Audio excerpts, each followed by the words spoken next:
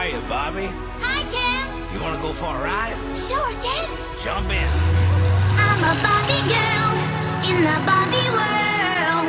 Life in plastic, it's fantastic. You can brush my hair, undress me everywhere. Imagination, life is your creation. Come on, Barbie, let's go party.